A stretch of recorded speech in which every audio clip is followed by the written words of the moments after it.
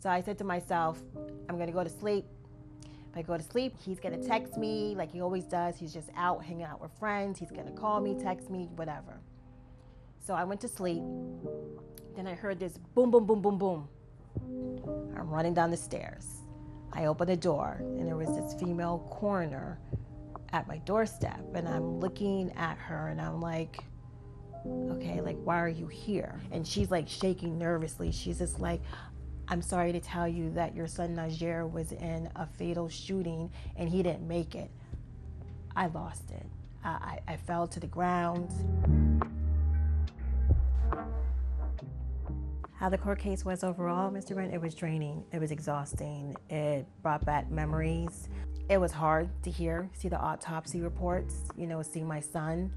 They brought in an expert. I think he was a retired FBI agent. He came in, it was all about Glocks, switches, and this little box showing how I have a Glock gun, pop, pop, you know what I mean? When I add this attachment, brrr, it's like a Tommy machine gun, that's how quickly it is. But you definitely do not need this little box to make a gun go faster than a regular gun. You don't need it. If these Glock switches were never here and the wrong people are getting their hands on them, I do believe my son would still be alive.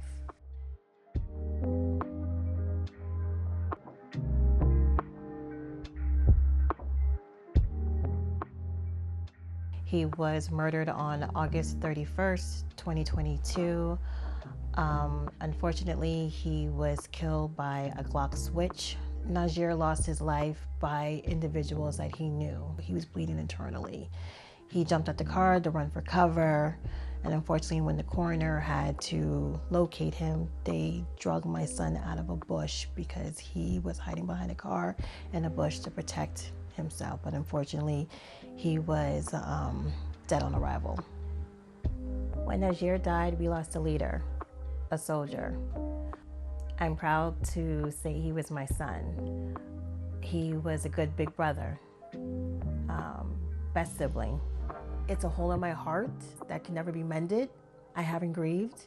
I drown myself in work, projects like this, trying to make sure no other mother feels the pain that I'm feeling or go through out of tragedies like this.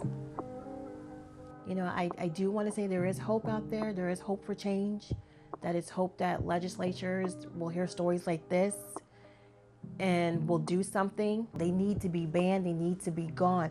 And legislature needs to get on top of this. You need to get rid of these Glock switches. They're killing people at an alarming rate.